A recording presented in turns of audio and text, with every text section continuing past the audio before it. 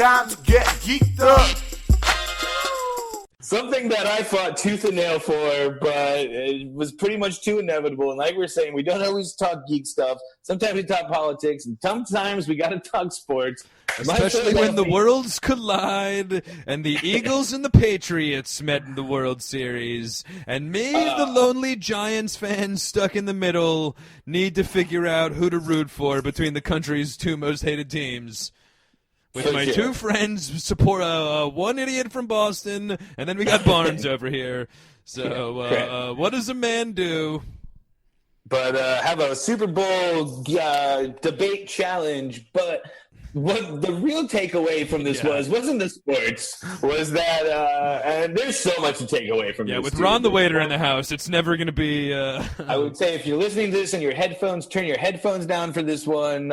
He's a loud guy, but we don't just talk sports. We do talk about Ron's night of stand-up, his one-night stand-up special. And... his joke that shocked the Lower East Side. I guess we'll play you the clip from Ron talking about his offensive joke and his reaction to it, and pretty much me and Liam's reaction to it. And that'll bring us on to interviewing Ron. This was from January 31st, 2018. Here's the joke heard around the world.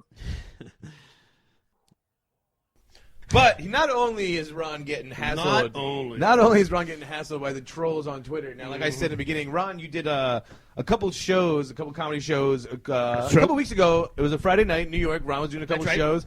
And he was out doing sets. Now, this is something that I forget how we got interrupted, but you told me at one of the shows you got great laughs. It was going to go the whole time. You said one guy didn't like the show. Oh, my God, the guy from India. You said one guy I got fucking, dude, I got fucking you told destroyed. me afterwards, we never got a chance. You told me afterwards the guy came up to you and said he Correct. didn't like it, he was Correct. offended, and you told him, thank you, that's what comedy is all about. I was like, you literally made my night. He was ready to throw down. I'm like, dude, thank you so much. But he literally took off his turban, ready to go. If you can, though, okay, but if you can, what I want to ask, though, is You motherfucker! Yeah.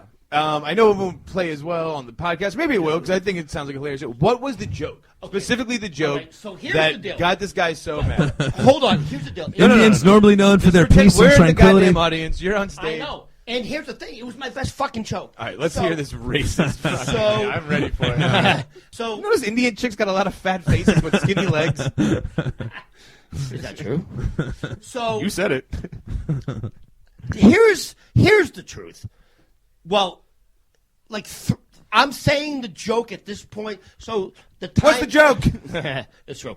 So 3 weeks before I fucking go on stage, this fucking like high-end fucking Indian restaurant opens up, and it's called Poon Jab. Fine Indian cuisine. Poon Jab. Fine Indian cuisine. How do I know those You two can't words? make this stuff up, Even folks. I don't know these two words fucking exist together. Poon Jab. Fine Indian cuisine. And I'm like, what an interesting combination of words. Because when I think poon, in Boston, poon is a slang for fucking I keep forgetting you're from Boston. cunt, fucking coochie, fucking, you know. They take it down a notch from cunt. So, They go to poon. They try to if ease you in off of if you cunt. say poon, And- you're fucking like upper middle class. You know what I mean? Oh, look at this fucking con. He says poon like the rest of the silver spoonies. You fucking And then- piece of shit, and then, cocksucker. Right, and then I think jab, and you know what I think of?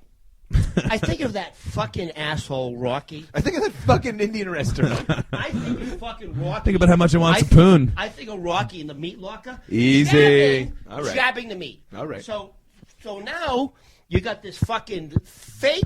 This was your idol. best joke. You got this. Ron's bringing the A stuff. And, Killing me, dude. I fucking So standing you over got this guy. fucking jab. I'm thinking Rocky the meat locker, tenderizing the meat. Yeah, that's fucking true. like horrible. He ate all Philadelphia those veals, story. you know? Yeah. So I'm thinking Horrible if I'm Philadelphia going to poon jab fight Indian cuisine, I feel like I'm gonna have tenderized pussy. You know what I mean? Like, Okay, I see. You know what I mean? Like fucking schnitzel, but fucking pussy. You know what I mean? Yeah. And I'm gonna fucking get some naan bread to soak up that fucking poon juice. Poon juice. So that was my joke. Oh, and then All right, you really turned it around with that poon joke. Hold on. So the second half of the joke is it's either that or poon jab sounds like a fucking kickboxing class. I had everybody stand up and go poon poon jab, poon jab. I was done. I got a standing ovation. Hold on. Hold on. Fuck it. No, I keep going. No. Yeah. I fucking did. And fucking the host comes back up and goes, "Hey, let's have a big round of applause for Ron." And everyone goes, Guys, can you believe that? And they were all chanting poon jab as he walked off the I stage. felt like Mussolini. Poon jab, poon jab, poon jab, Poon jab. We're on the way back on the show after a long time. Yeah, how you doing, guys? I mean, it took them inventing Zoom to get Ron back on the podcast, but Thanks for having me back so soon. Only after 2 years. Jeez. Yeah. It has been almost 2 years since we did that episode, like we said earlier. If you remember, when we had Ron on, it was for the big Super Bowl special. It was him, the Patriots, me, the Eagles, battling head-to-head, having the debate of I guess I do want to point out real quick, Ron, the Patriots fan, I do want to actually ask Ron his thoughts on Tom Brady leaving the Patriots on St. Patrick's Day in the middle of a worldwide pandemic. Let's get the latest thoughts. Let's get the latest updates from the Pats fan. It was a tough day for the entire region of New England. You couldn't find a bottle of Jameson after that, and not only that, to put fire on the gasoline. Then Gronkowski joins him. I've already got my T-shirt printed up. The New England Buccaneers. I mean, no doubt, man. But like I said, that's the reason we brought him on. Of course, not only did we were trying to sell Liam on who to root for in some aspect. In the end, though, the Eagles ended up winning. So, it's here. The real breakaway from the episode, too, was like you heard from the clip, and what me and Liam were chanting when we brought this big goof on was poon jab. The other thing, too, was this was also right after Ronnie was on served Opie, was Ron the Waiter. This was right after he got the titular Ron the Waiter title. That's how he got the name dubbed, Ron the Waiter. Yep. And I did a show again on my birthday. Yeah, that's what we were going to say. Show, right? Since we've talked last, you've done another Opie pop-up, and I guess R.I.P. to the Mad Cuban. That's right. He was still alive when this went down. Yeah. So, Ron, we got to ask you, after you were on the Geeked Up podcast, like, did you show your friend Opie and your agent? They are all like... Dude, I was big star.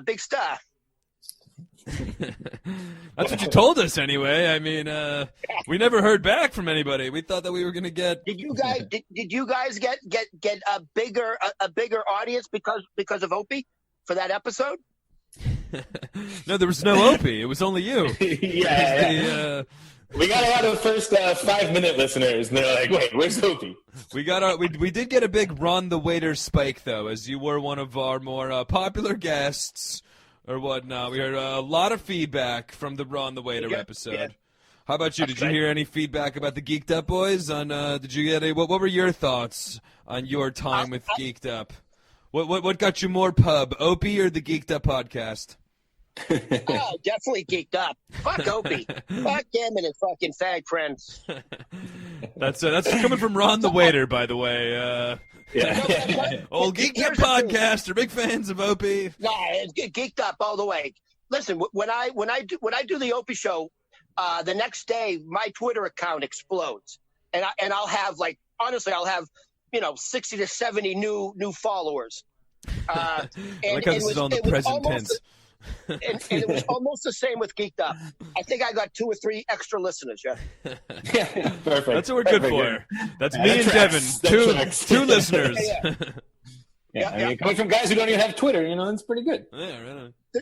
The truth is, after I did your show, people did come up to me who I know, who listened, and high praise for Ronnie Berman. They didn't really bring you up.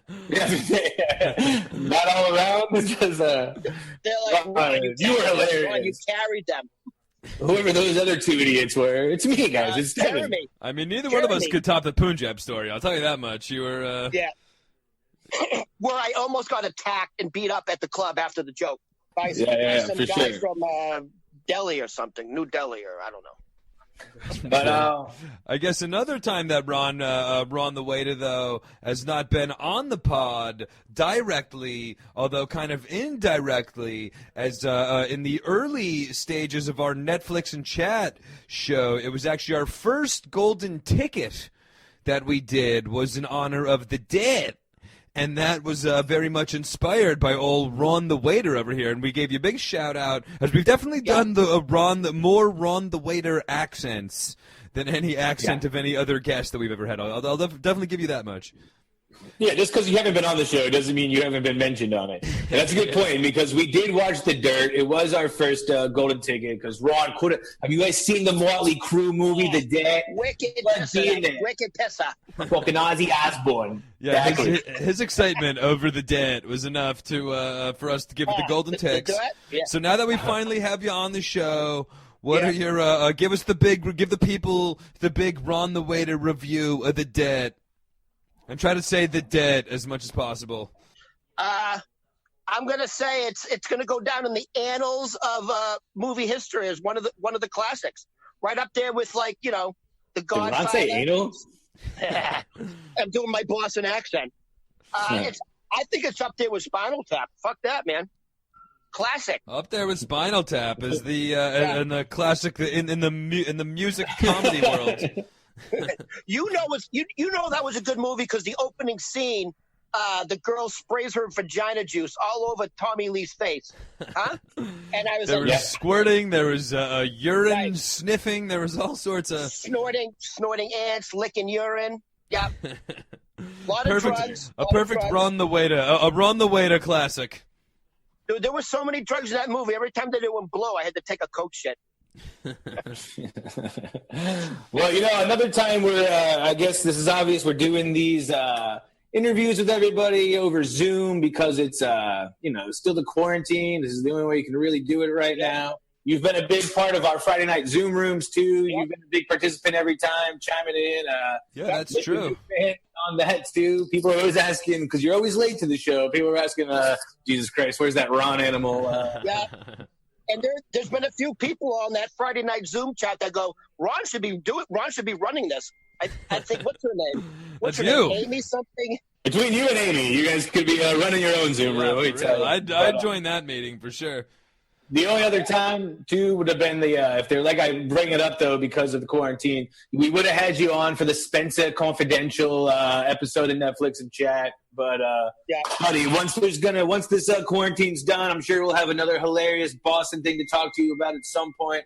We're definitely going to have you on again, man. But and when do you think that's going to be, the end of the quarantine? Like, I don't know. Ask your governor. How the fuck do I know? Yeah, this is fucking brutal, dude. Well, I guess on that note, too, Ron, thanks for coming in after wishing us a happy 5 years on the podcast. Punjab. It turned out to be a very racist joke. I had no idea. All right, that's Ron. One guy in a turban came after me, dude. It was fucking. You got it innocently enough on a good wordplay joke. But all right, Ron the Waiter, we thanks for being in here. Stopping in for 5 years. Even though you didn't say it, I know you meant to say happy anniversary to me and Liam here. No, guys, seriously, congratulations on your 5-year run. No one thought it would last. You should be very proud of yourself, honestly. Yeah, trust me. This is just to point out there is a big gap between the next episode we did after we did the Ron the Waiter one, just because we were so shell-shocked. That's true. I mean, you definitely forced a hiatus on the show. Why do another one? You almost single-handedly destroyed the podcast, but I almost single-handedly put you out of business. Yeah. Once this all quarantine's done, we look forward to giving you another chance to. Ronnie, Ron the Waiter, thanks very much, man. Thank you very much, thanks, brother. Guys. I'll see you later. We appreciate it. Punjab. So that is the insane motherfucker that is Ron Berman, Ron the Waiter, if you will. Big shout out. I hope his agent liked the clip and the interview. And may I just point out, the Eagles end up winning the Super Bowl a couple days later in stupid Tom Brady and the Dynasty Patriots. One of their few losses coming after Ron the Waiter comes on and is their big super fan. So you decide. Oh, yes. Look at the Tampa Bay Buccaneer himself, Tom Brady.